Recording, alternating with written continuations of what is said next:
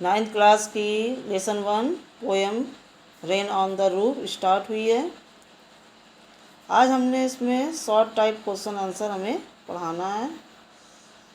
Short type question answer से पहले आपको हिंदी में एक्सप्लेन बता दें कि इस पोएम में कवि पुरानी स्मृतियों को याद करता है, बीते हुए दिनों को याद करता है जब उसकी माँ जीवित थी और उसकी देखभाल छोटेपन में करती थी। और कवि उसकी तुलना छत पर गिर रही बारिश की बूंदों से करता है। कवि लेटा हुआ है, सिर पर तकिए को लगाए हुए है और लेटकर छत पर गिरने वाली बारिश की बूंदों की आवाज़ों को सुनकर परम आनंद की प्राप्ति करता है। जब ये बारिश उसके छत पर पड़ी लगी हुई टाइलों पर गिरती है तो जो आवाज़ उत्पन्न होती है उसको सुनकर कवि बहुत ही अधिक प्रसन्न होता है और अपने पिछले जीवन में खो जाता है। किस प्रकार उसके माँ उसके अन्य भाई बहनों के साथ साथ उसकी भी देखभाल करती थी, इन सब बातों को याद कर उसका हृदय द्रवित हो जाता है। ठीक है बच्चों, आगे क्वेश्चन आंसर हमने शॉर्ट टाइप क्वेश्चन आंसर लिखाए हैं, ध्यान से देखिएगा।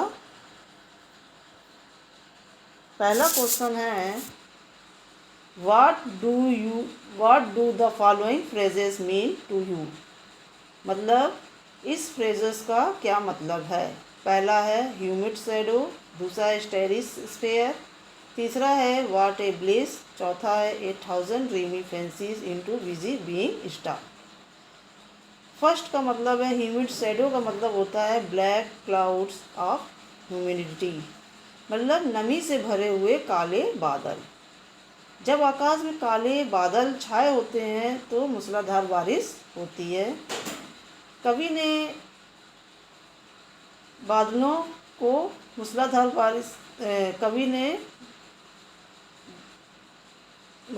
बारिश होने की बताया है। दूसरा है स्टेरिस्फेयर यानी स्काई फुल ऑफ स्टार, यानी जो आसमान था वो कैसा था, स्टारों से भरा हुआ था, तारों से भरा हुआ था। व्हाट ए ब्लिस का मतलब होता है परम आनंद की प्राप्ति। It is the highest happiness यानी प्रसन्नता की चरम सीमा होना, बहुत अधिक प्रसन्न होना। जब बारिश की बूंदें उसके छत पर गिरती हैं तो उसे परम आनंद की प्राप्ति होती है। किसको? कवि को। चौथा है 1000 dreamy fancies into busy being start. Fancies means होता है कल्पनाएं, बिजी बीइंग्स मीन्स होता है माइंड। इसका आंसर है so many imagination start working in the mind, यानी कवि जब लेटा हुआ है, सोच रहा है, बूंदों की आवाज़ों को सुन रहा है तो उसके अंदर बहुत सारी कल्पनाएं उत्पन्न होती हैं। उसके मस्तिष्क में तरह तरह की भावनाएं, कल्पनाएं जन्म लेती हैं। वो अपने पुराने ख्यालों में खो जाता है और सोचने लगता है अपने परिवार के बारे में, अपनी माँ के बारे में और अपने बचपन के बारे में। ठीक है, अब हम क्वेश्चन नंबर 2 पढ़ेंगे। What does the poet like to do when it rains, यानी पोएट को क्या करना पसंद है जब बारिश होती है। इसका आंसर है the poet like to do lie in a room with a pillow, it's pressing will there, he will rest and enjoy the falling drop of rain over his head. यानी कवि को कमरे में लेटकर अपने तकियों को दबाकर लेटना बहुत अधिक पसंद है और वो इस प्रकार आराम भी करता है और उसके छत पर गिरने वाली वर्षा की बूंदों की आवाज़ को भी सुनता है और उसको सुनकर वो प्रसन्न होता है। तीसरा क्वेश्चन है what is the single major memory that comes to the poet, who are the daring dreamers he refers to. इसका आंसर है the single major memory is the memory of his mother, यानी इसको सबसे ज़्यादा याद किसकी आती है, उसको अपनी माँ की याद आती है।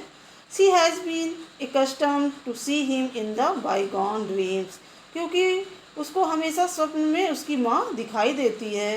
रात में उसको स्वप्न में माँ दिखाई देती है और सुबह वो माँ उसकी वापस चली जाती है उषा काल होने पर। The poet here refers to all lovely dreams who remember their mother. वो अपने सपनों के द्वारा अपनी माँ को याद करता है, हमेशा अपनी माँ की बातों में ही खोया रहता है कि किस प्रकार उसकी माँ उसकी देखभाल करती थी और कितना प्रेम करती थी। इसके बाद चौथा क्वेश्चन है, is the poet now a child? Is his mother still alive?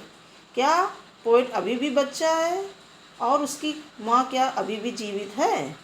No, the poet is now become aged, यानी अब पोएट जो है वो बच्चा नहीं है बल्कि वयस्क हो चुका है।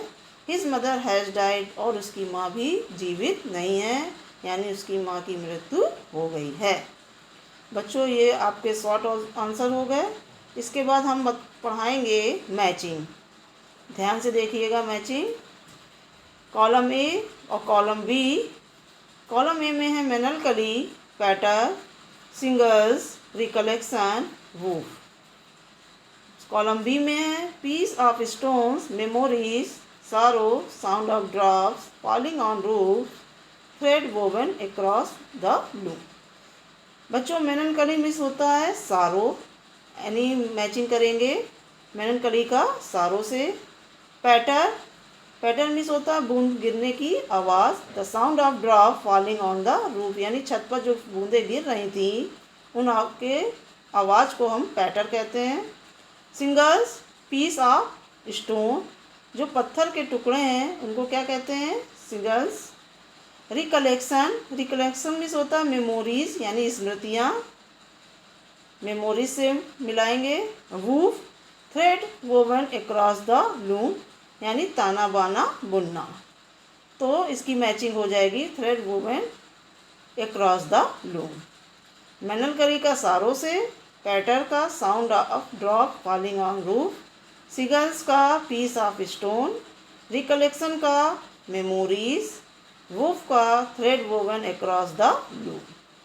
बच्चों, ये मैचिंग दी हुई थी इस लेसन की। इसके बाद हम आपको कॉम्प्रिहेंशन क्वेश्चन आंसर करना सिखाएंगे। स्टैंजा थर्ड है, now in memories comes my mother as she used in year bygone to record the daring dreams, ere she left them till the dawn.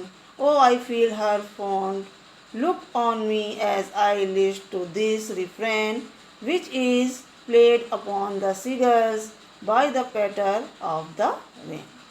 बच्चों, ये पैरा स्टेंजा थर्ड है। हम एक stanza करके दिखाएंगे कि किस इसके ऐसे आंसर लिखा जाता है। ठीक है, देखिएगा क्वेश्चन आंसर। पहला क्वेश्चन है, which sound is the poet listening to, यानी पोएट को कौन सी आवाज़ सुनाई दे रही थी। आंसर है, the sound remind the poet,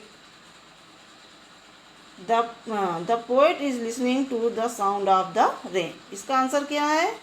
जो कवि था वो किसकी आवाज़ सुन रहा था? वर्षा की आवाज़ को सुन रहा था। पहला क्वेश्चन है, which sound is the poet listening to, किसकी आवाज़ कवि सुन रहा था? इसका आंसर है, the poet is listening to the sound of the rain, यानी कवि वर्षा की बूंदों की आवाज़ सुन रहा था। Question number 2, the sound reminds the poet of, वो आवाज़ कवि को किसकी याद दिलाती थी? His mother. इसका आंसर क्या होगा? His mother. The sound reminds the poet of his mother.